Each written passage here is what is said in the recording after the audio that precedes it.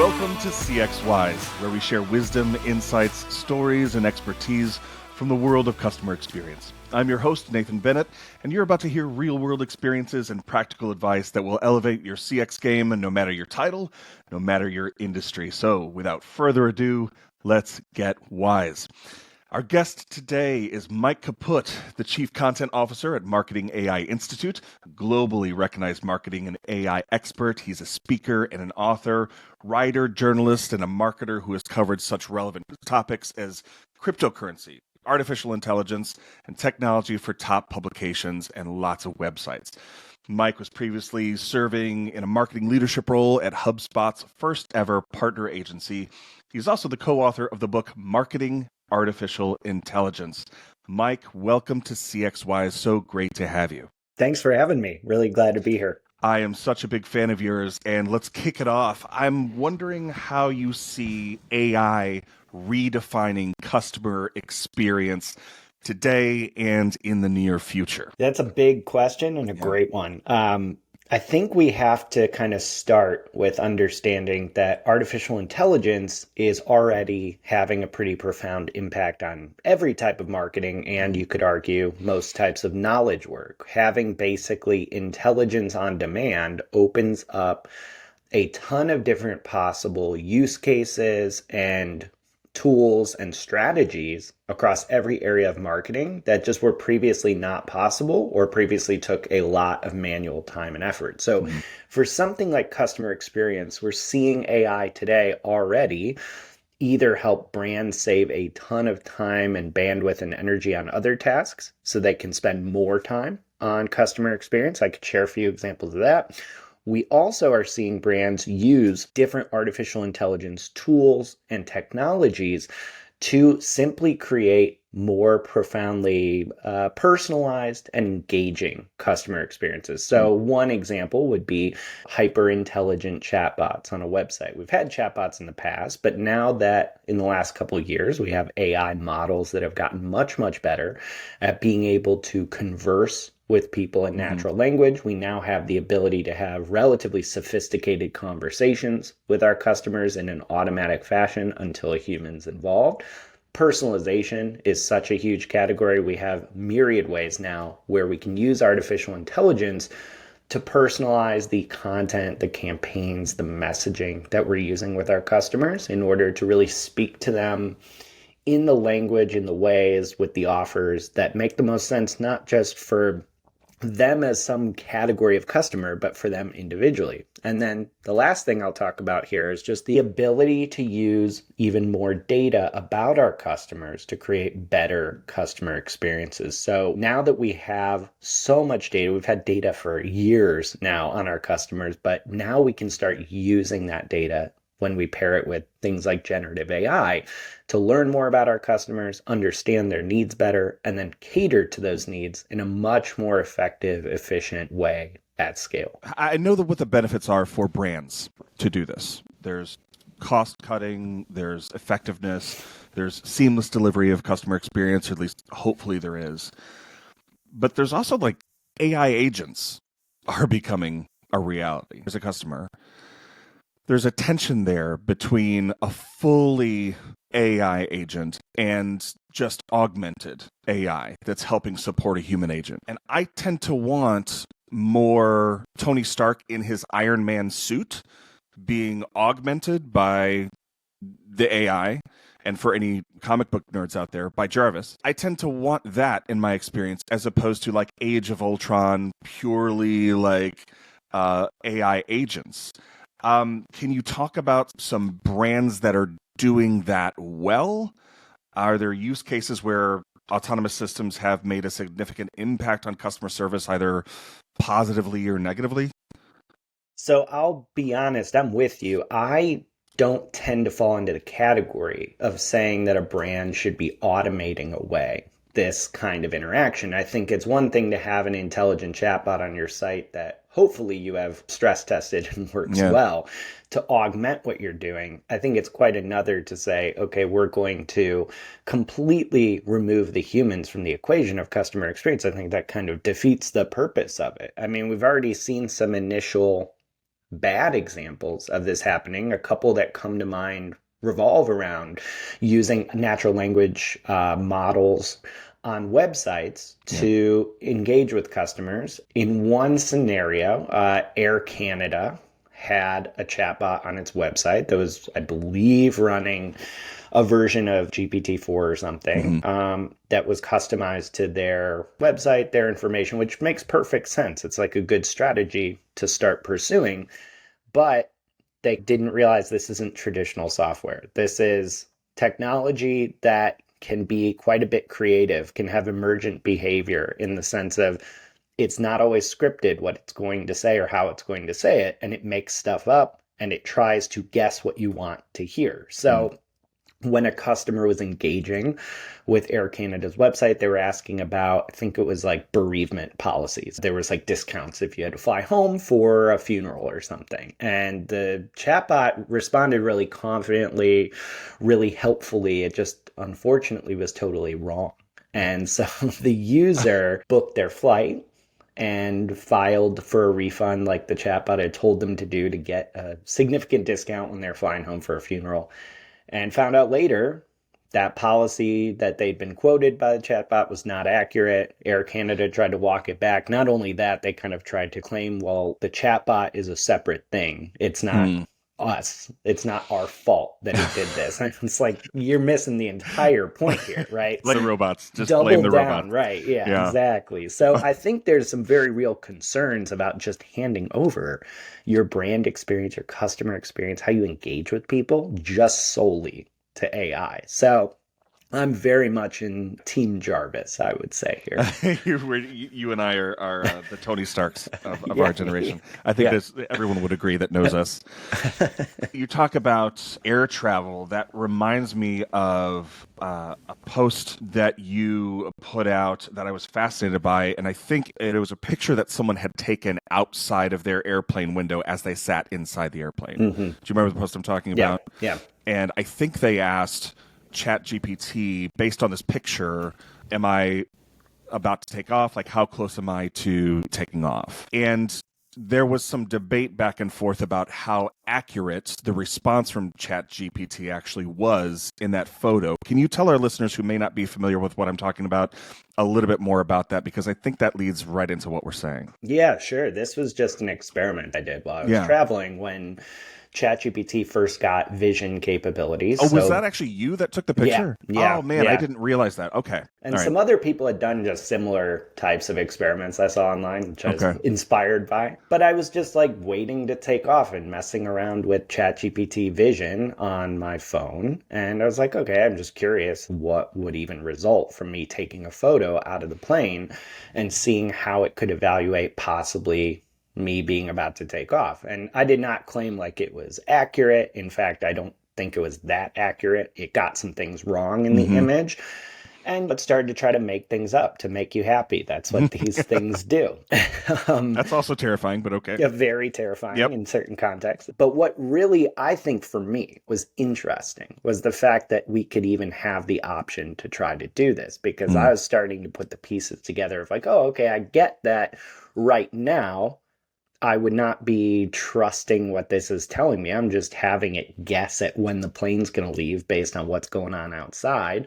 But the fact it can even start to attempt to connect those dots based on visual data, even if it's wrong, I thought was really interesting, of a signal of where we're going. So to your point, absolute cautionary tale in the sense that no matter what outputs you get from any of these AI tools today, in any context, you absolutely have to have a human always there, checking everything. People are very misguided if they think we're going to sit down and suddenly replace all the humans that are in the loop, especially when it comes to navigating relationships with your customers. Absolutely not.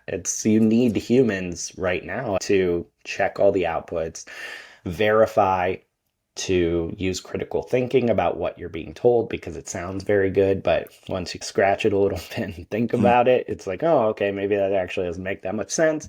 So I kind of wanted to show not only what the failings of these models are, which there are many, but also just like starting to encourage people to think like, well, if I can start showing some of these models what my environment looks like and understand, and it can start to piece together what's going on. We're actually starting to see this already. I've had plenty of scenarios where I've asked one of the major AI assistants like ChatGPT-4, Google Gemini, to analyze dashboards and charts just based on screenshots, and does pretty good work. There's always, always, always caveats to what it outputs, but Sure. I am just impressed that we're even able to have the conversation about this.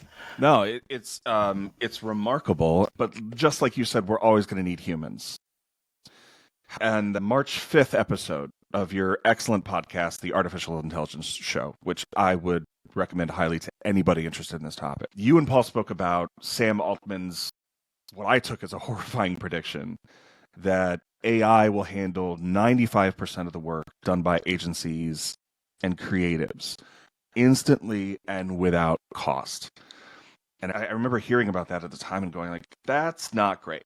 Because for me personally, that's my career. And at the time, I think you were still grappling with it too, as a writer, as a content creator. And you said, like, listen, I really haven't had time to process that. I'm wondering if you've had a little bit more time to process it and kind of where your head is with the future of marketers and creators to maintain relevance. Like, how are we maintaining relevance 5 years from now if that prediction comes true? Yeah, so this prediction is certainly something that got a lot of attention, and it came from a book called Our AI Journey by a couple of guys named Adam Brotman and Andy Sack, who are really successful entrepreneurs. So they interviewed in this book all these luminaries in AI, and the first chapter is Sam Altman. Yeah. So they're asking about marketing, and Sam Altman was like, yeah, 95% of the things that marketers rely on strategists and agencies for, everything from creating ads to targeting them to doing a lot of different marketing tasks, are going to be totally done instantly, no cost, very competently by AI. So people, rightly so, kind of freaked out about that quote. Nobody had heard that quote before. We actually were the first ones to report on it outside the book, because me and Paul, our CEO, read that and immediately were like, this is the most direct we've heard Sam Altman ever be about marketing specifically. I think that Sam Altman would probably be served by having a little more context around that quote. But the way that we've seen him comment on this is he claims, at least he thinks of this, of AI's impact in terms of tasks, not jobs. So I think we need to, where I've landed so far, and this will be something I'm thinking about for years. I would be focused much more as a marketer on figuring out what is the next version of your marketing career and role look like, because we're talking about every downside of AI, every negative thing we're talking about, very valid and worth considering, but there's also like superpowers that are involved here that it can give you. So marketing fundamentally looks different when you start applying these tools in different ways. So I think there's a lot of road to run with reinventing marketing roles for the future, not just kind of throwing our hands up and saying just because these things can write ads now means we're not going to have marketers. Right. Yeah, I think it was Seth Godin, and I think you and I had talked about this before, said something to the effect of, if you're a marketer, content creator of any kind, and you're not spending at least an hour a day becoming more familiar with these tools, you're already behind. And that's probably even worse than that, right? So, two questions. One, how do you feel about practitioners in marketing and content creators? What should we be doing now to prepare for these things, because it is inevitable? And what are some of those tools that you have familiarized yourself with that you would recommend to content marketer such as yourself? Yeah, it's a good question. So I would say first, you have to just start getting in the habit, and I realize it's a change and it's hard, of firing up the general AI assistants we have, which I'll talk about specific ones in a moment. But some of these commercially available tools realistically should be open on screen while you're doing most of your work in a day, because you really do have to train yourself to start treating them as a colleague, co-pilot, so to speak. You have to just experiment.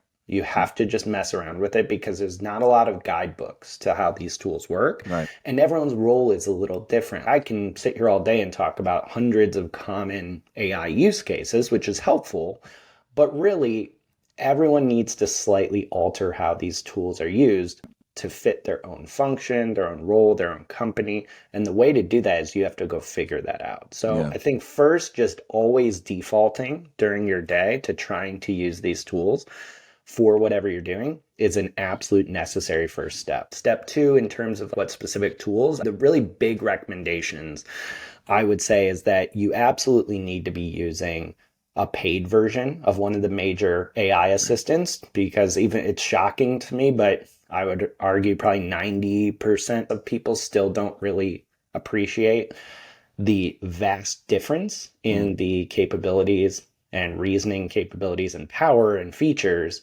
of, say, a ChatGPT Plus versus the free version. You're functionally not using what everyone's raving about if you're only using the free version. It's so different. So the three tools that I cycle between most often in terms of a general AI assistant would be the paid version of ChatGPT running GPT-4. We'll probably get GPT-5 here soon enough this year. Claude 3 Opus is the most intelligent version of the Claude 3 family of models from Anthropic. That's Claude.ai. And then Google Gemini has been doing some incredible things as well. And I would encourage anyone to go check out the sandbox version of Gemini 1.5. So the point here is don't get too caught up in which one of these should I bet on. Some of these are like $20 a month. You have to, I'm sorry, but you just have to invest $40 to $60 in the next 2 months to start cycling through using these tools just to get a feel for A, how different they can be, and B, some of them are better for certain use cases than others. And I appreciate that list and those tips. You mentioned the challenge that some individuals might have to start using these tools on a regular basis. I wonder if you've seen a really great way that brands have started or organizations have started adopting AI for their teams. And have you seen any innovative approaches in terms of getting those teams familiar with the facets and new capabilities that AI is presenting to them? It's still so early, and that's a hard question to answer because as many people as we talk to that are starting to introduce AI, there's still whatever massive level of education and training you think is needed, it just like times that by 10 because we still go into, I would say, a vast majority of the organizations that we help through our education, workshops, speaking, whatever, they're all very motivated to use AI, which is awesome. But the level of basic education that's needed to help teams understand what this stuff is and how it can benefit them, we're often starting from much earlier than you would think. There's plenty of power users out there, people that know more about this stuff than I do, and that's great. But all of us that are talking about this and using this stuff regularly and advising on it, we're in a bubble in the sense of like, we think things are way further ahead than I would argue they probably are. So I think at the very least, most companies we encounter or who might be listening to this, you need to get your team on the same page with a basic introduction to artificial intelligence generally. Does not have to be super academic, technical, just basic foundation knowledge of what this stuff is and why it's different.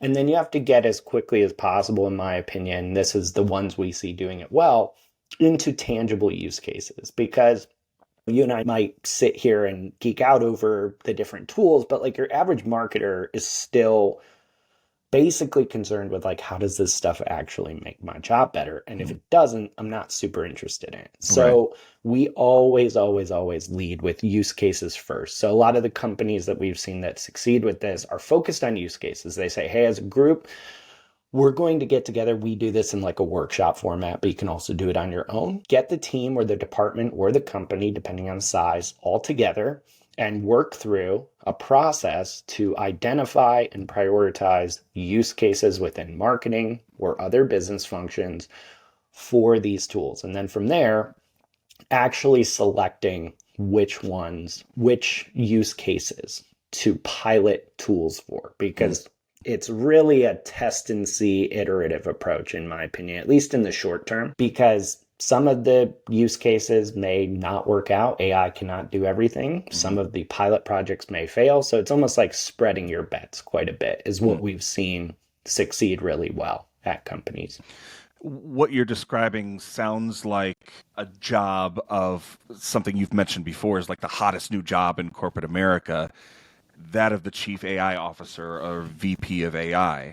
Other than the things that you just mentioned about getting your team acclimated with these tools, what are some other thoughts that you have about the responsibilities or challenges that role might represent? I mean, it's such a crucial one and even increasingly crucial in the future.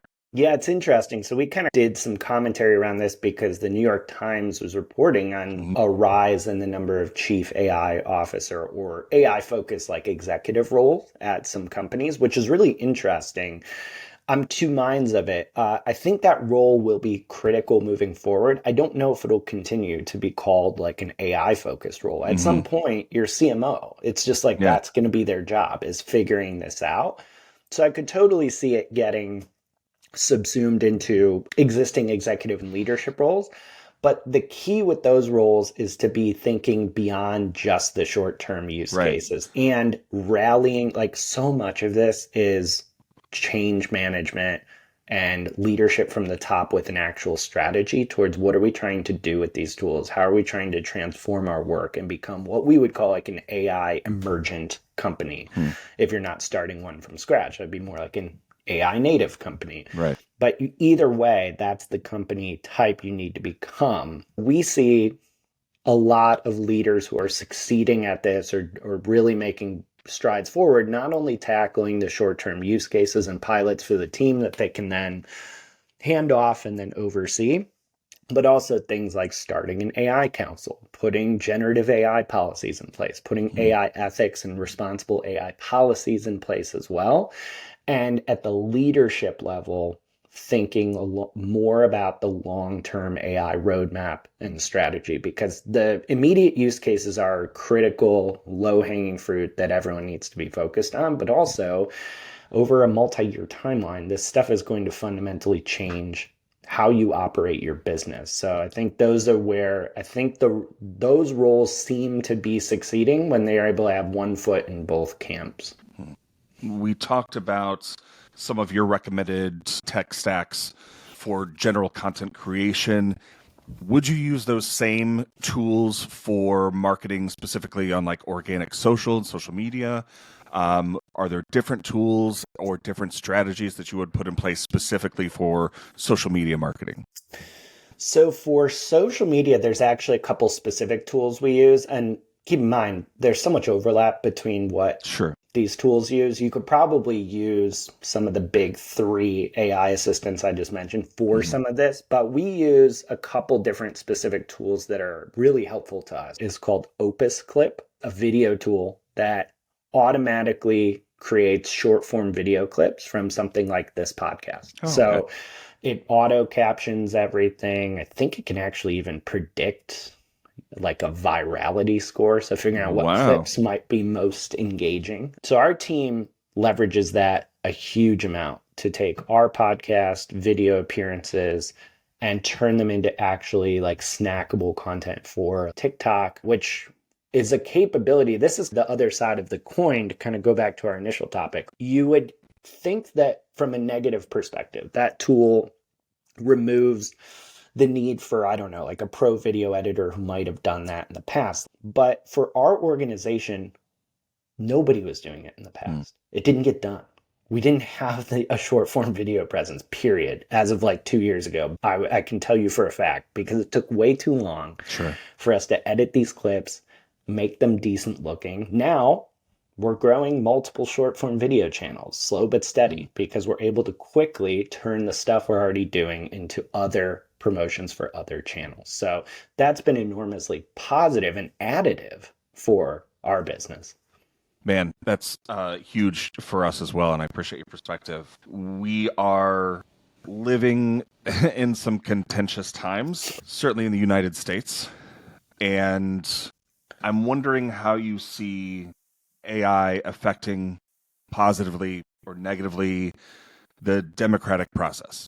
I know it's moving away from, the business realm that we usually confine ourselves to, but it's a really large concern. I know that there were some robocalls that were put out that sounded like a certain candidate before that were really fooling potential voters in a certain area.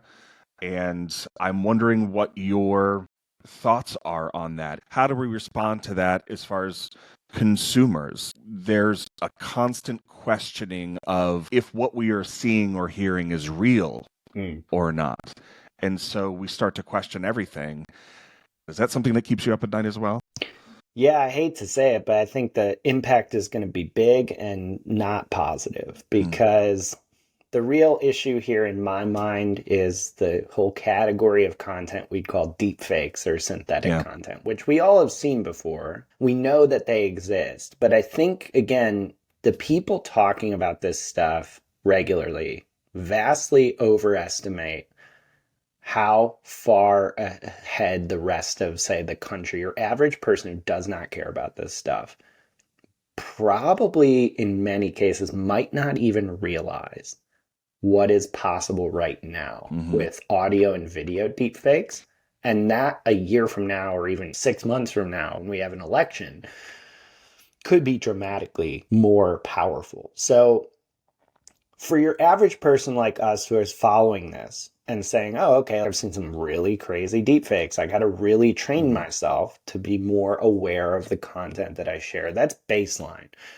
There are millions and millions of voters who are way, way, way before that stage. And unfortunately, I think eventually we'll figure that out. There will be like a new normal, but we're still sharing blatant misinformation that should have been obvious 10 years ago. That was misinformation. So I think we're going to be in real bad shape short term. And then it raises the larger question moving forward of short term, how do we educate enough people to understand this is possible? But long term, we're just kind of in a world, I think, where you have to assume that anything you see or hear, you have to assume it's not real. That's the only consistent way to do it today. Until, I'm not saying that'll be the only strategy moving forward. I think maybe we'll get to a place where we have tools to identify this stuff accurately and consistently. But it's gotten so good in terms of some of the video deepfakes I've seen that are indistinguishable that you just have to, I guess, assume that what you see was synthetic. So unless you want to just really get into trouble really quick. We're getting very, very close to a Matrix scenario here. You and Paul wrote an amazing book, Marketing Artificial Intelligence, AI Marketing and the Future of Business. I'm wondering what was the impetus to start that book and that collaboration with Paul? Yeah, so Marketing AI Institute, our company, has been around since 2016. Paul started that company and I was lucky enough to kind of be the first person working for it. But the book really, I think, from Paul's mind, he was like, look, I really want to write a definitive book on AI for marketing in a more evergreen fashion. There was this idea of, okay, if I'm going to look for a book that can teach me what we've been trying to teach marketers for years before that, it didn't really exist. So it was very much on Paul's part wanting to put something out into the world that we would have wanted to have when we were starting out trying to understand what AI was, why it mattered, what it was going to do to the industry, to our potential careers, jobs, our clients at the time, and overall just what it might mean for business and society. I love your impetus behind writing that book. And at CXWise, we not only like to share knowledge in the podcast form, but we also like to give away the knowledge that you've already curated and written. So whenever we have authors such as yourself on our show, we like to give away their book to anybody that posts a takeaway from this episode and uses the hashtag CXWise. We will send you a free copy of Marketing Artificial Intelligence, AI Marketing and the Future of Business. Before I let you go, though, Mike, I want to ask you two sides of one question. In the book, you talk about the truth is that AI possesses the power to change everything. Can you talk about first, what is one of your cautions about AI changing everything? And then let's end on a positive note so that we can all sleep at night. What is one of the things that you're most excited about the positive impact, if we haven't already touched on that? That is a really good question. And I'm glad we're going to end on something positive because I've got something positive. You Don't got some worry. things. I would caution people that, and I'm sure this is so top of mind for customer experience, especially, is like these things can do, I think, way more than most people give them credit for, but that we can't fall into the trap, I don't think, of just assuming people are unimportant or not as important as they used to be. A lot's going to change, and I don't know what all the changes are that are coming.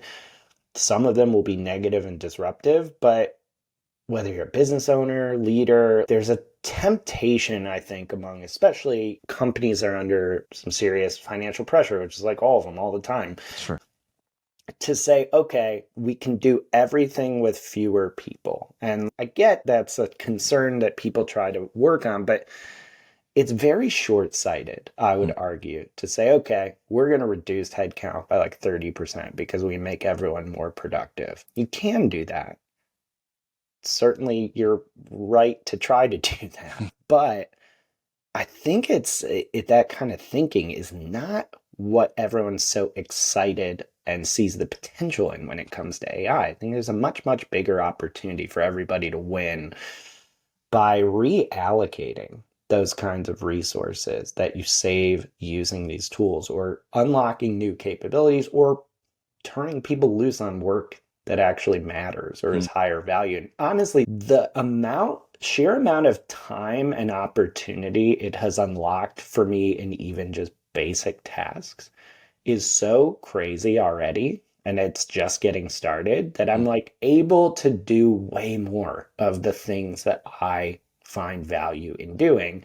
It's also lucky that a lot of those things are way more valuable for me to do. I mean, I think we underrate just how much we are doing in a given day and work and life that just isn't as important as other things, or that is just so grueling or mundane or whatever. It's not what human brains should be doing all the time. We just didn't have the option to have another brain do it for us. So I realize there's a lot of nuance to that, but I get really, really excited. And that motivates me to go explore further because I'm like, well, if I could save more time, I can go do more of this thing I like. Right. So that's what's really positive to me. Well, listen, let's hear it for all of us in the future, 5 years from now, all of us being Iron Man and nobody being Ultron. I think we're all Team Jarvis here. Mike, thank you so much for making us all CX wiser. I really appreciate your time, and we'll talk soon, my friend. Thank you for joining us. Thank you so much for having me.